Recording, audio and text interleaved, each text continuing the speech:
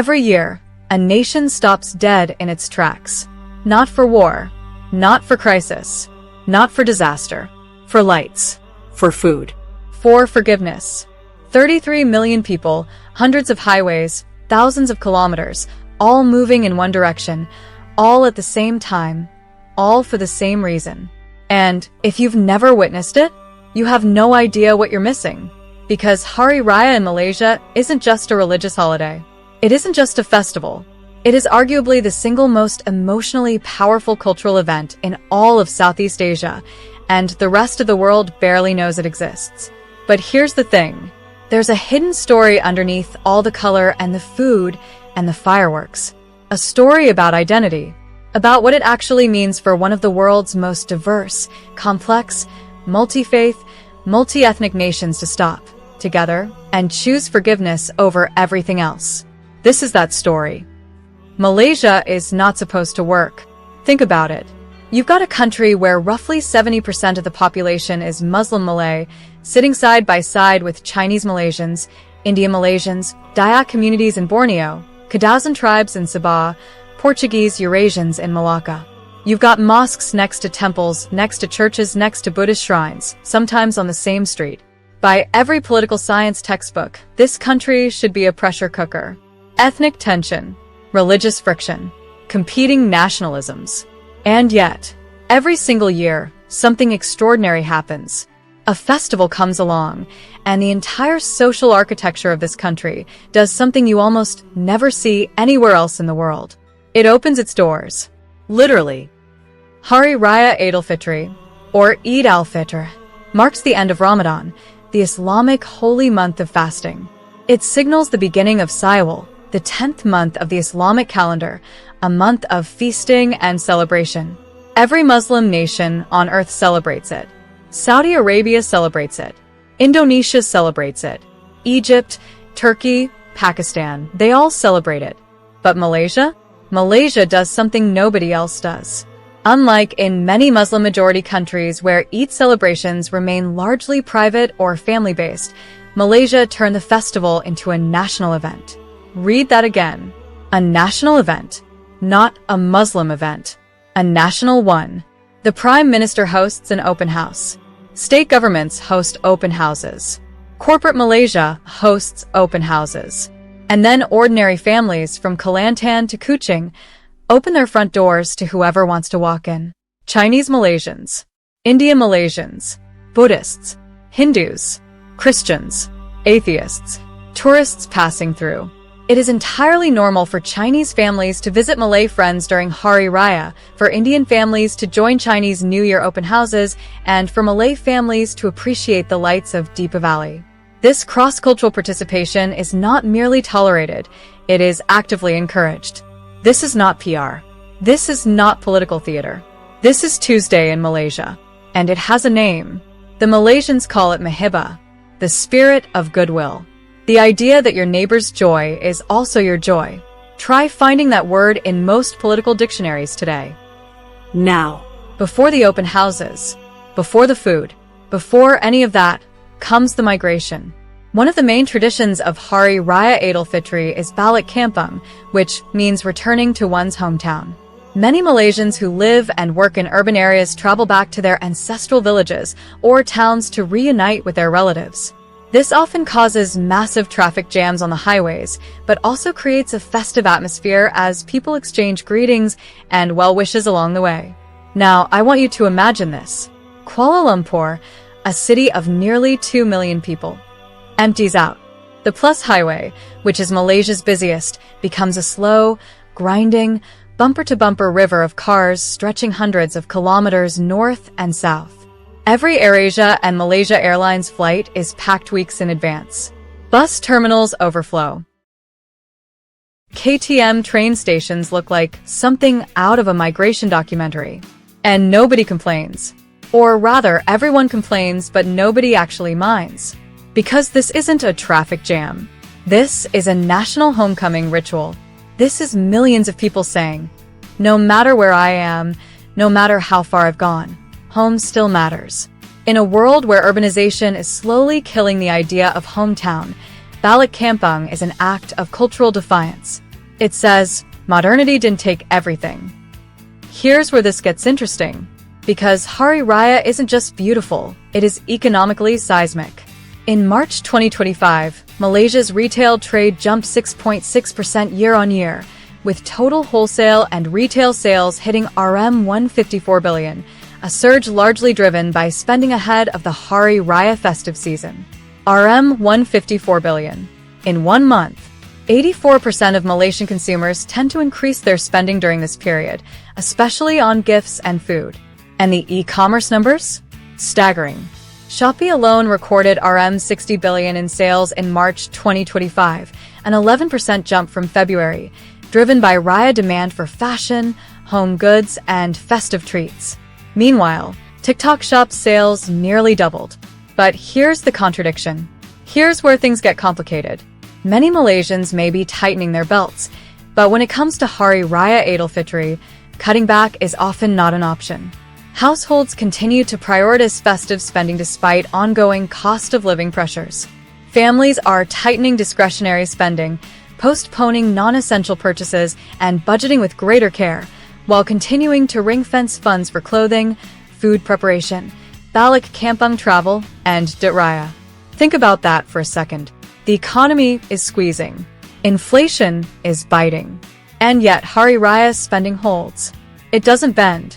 Because for millions of Malaysian families, this isn't optional spending. It's identity spending. It's who we are spending. One Malaysian woman said it simply, we cut down on eating out and shopping for ourselves. But for Raya, the children still come first. If that doesn't tell you what this festival means, nothing will. Let's talk about the food. Because if you don't talk about the food, you haven't talked about Hari Raya at all. This isn't just food. This is ancestral memory served warm. Hari Raya sees families and friends feast on traditional Malay delicacies like ketupat, rendang, satay lemang, and curry.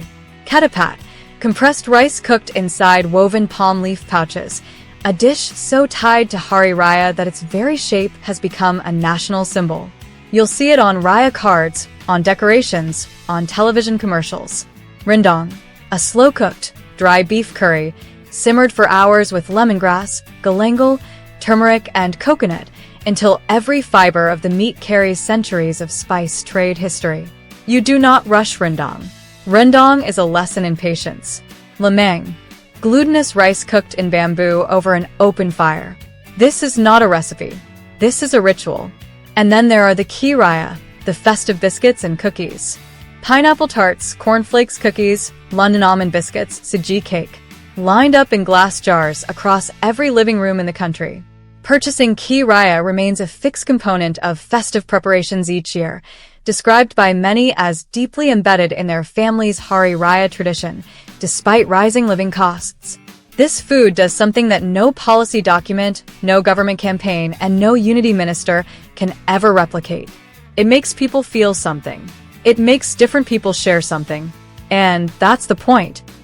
Another tradition of Hari Raya Aidilfitri is giving Duit Raya, money for the celebration, usually given by elders to children or younger relatives in green packets as a symbol of blessing and generosity. Sound familiar? Think Chinese New Year Ong Pao. Think Christmas gifts. Every great civilization has invented a version of give the children something joyful. But Duit Raya has its own particular energy.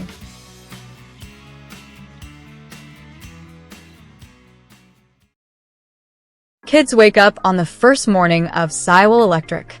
They've been dressed in matching family baju Malaya or baju kurung since sunrise. The prayers are done. The cemetery visit is done. And now, the circuit of houses begins. Aunties, uncles, grandparents, neighbors. Every door is a new green packet. Every green packet is a small ceremony of blessing passed from one generation to the next. Economists call this a transfer payment. Anthropologists call it ritual gift giving. Malaysians call it the best part of being a kid. Now we arrive at what I believe is Malaysia's single most underrated cultural invention, the Rumah Terbuka, the open house. In Malaysia, Hari Raya Aidilfitri is uniquely characterized by the cherished tradition of open houses. This custom extends far beyond religious confines, serving as a powerful symbol of unity. Families across diverse ethnic and social backgrounds generously open their doors, inviting friends, neighbors, and even unfamiliar guests to partake in the festive celebrations, fostering a spirit of community and shared joy. You don't need an invitation. You don't need to be Muslim. You don't need to share a single belief with the family whose home you're entering. You just need to show up, remove your shoes at the door, say Selamat Hari Raya, and eat. Apart from private homes, the Malaysian government and corporate organizations also hold large-scale open houses. The Prime Minister's open house and state-level open houses are grand events where thousands of people, including international guests and tourists, are invited to celebrate. Think about the audacity of that concept. The head of government inviting tens of thousands of strangers to come eat. Not as a PR move, as a tradition. Because that's what you do when your neighbor is celebrating. And here's the geopolitical truth. At a time when the world is fracturing, when identity politics is turning neighbors into enemies in country after country, Malaysia's open house tradition is quietly radical. It is the institutional practice of choosing shared joy over division. Is Malaysia perfect? Absolutely not. The country has its own tensions, its own fault lines, its own arguments about race and religion and belonging. None of that is erased by a plate of rendang. But Hari Raya asks a question that no politician, no algorithm, no cable news network is brave enough to ask. What if you just open the door? Let's not skip this, because Hari Raya is also, unambiguously, a fashion event. Men in crisp baju Melayu, a flowing, tailored tunic over trousers, paired with a sampan woven at the waist and a songkok on the head. Women in baju kurung or baju kebaya, layered, embroidered, shimmering in fabrics that cost more than most people want to admit. And here's the modern twist. Coordinated family outfits.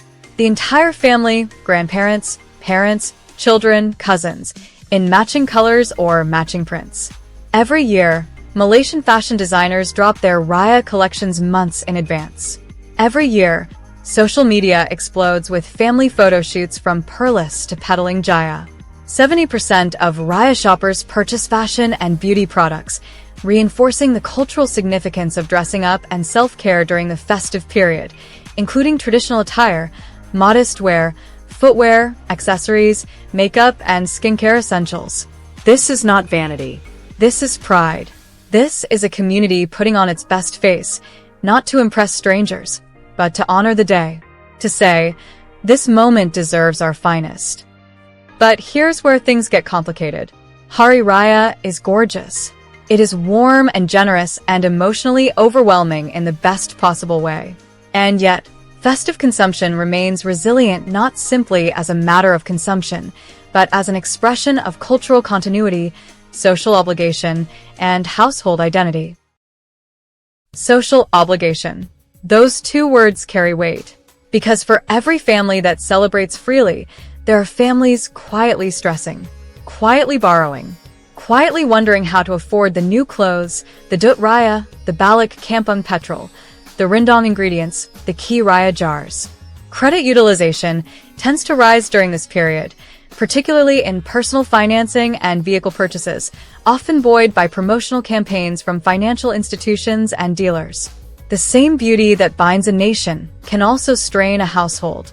And that tension is real. It is the invisible B-side of every glittering Raya photo. The question Malaysians are increasingly asking, how do we honor the spirit of this celebration without letting financial pressure hollow it out from the inside? Here's the global picture. Here's why this matters beyond Malaysia. We are living in an era of profound civilizational fracture. In Europe, immigration debates have turned festivals into political battlegrounds. In America, culture war means that even shared meals are contested. In parts of the Middle East, sectarian difference makes the idea of a Muslim open house for non-Muslims almost incomprehensible. And then there's Malaysia, quietly, imperfectly, stubbornly insisting on a different model. Malaysia's multicultural society has been recognized by the world for its diversity and ethnicity while living harmoniously side by side. The Malays, Chinese, Indians and other ethnicities practice their religion and traditions, but uphold togetherness during festive celebration. Is it perfect harmony? No. But it is real harmony, messy, imperfect, argued over, but genuine. And Hari Raya is the annual proof of concept. The open house is not just a Malaysian tradition.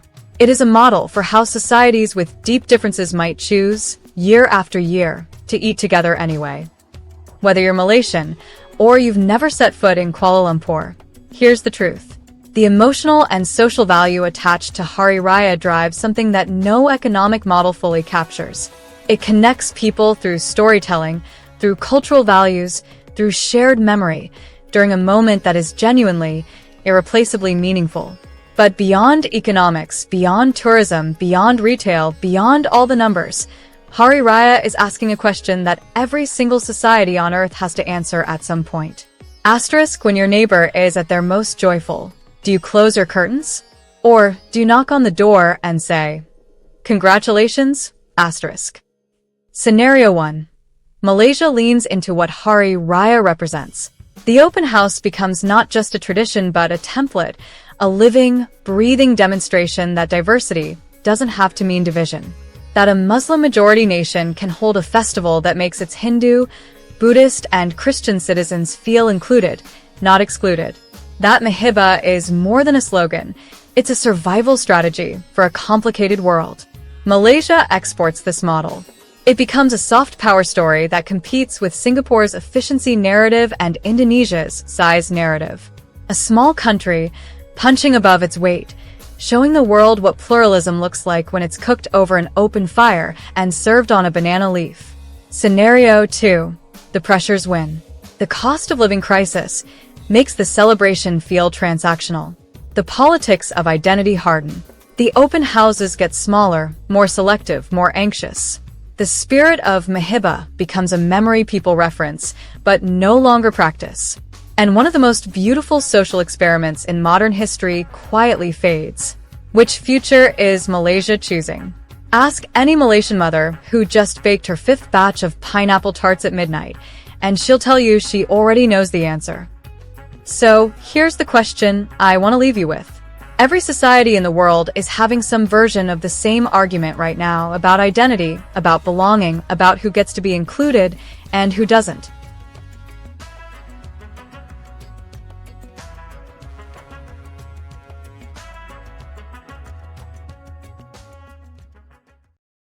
And then there's Malaysia. Every single year, opening the door. Is Hari Raya the most beautiful celebration in Malaysia? I don't think it's even close. Selamat Hari Raya, Maaf Zahir dan Batin. If you've ever been to a Hari Raya open house, or you wish you had, drop it in the comments.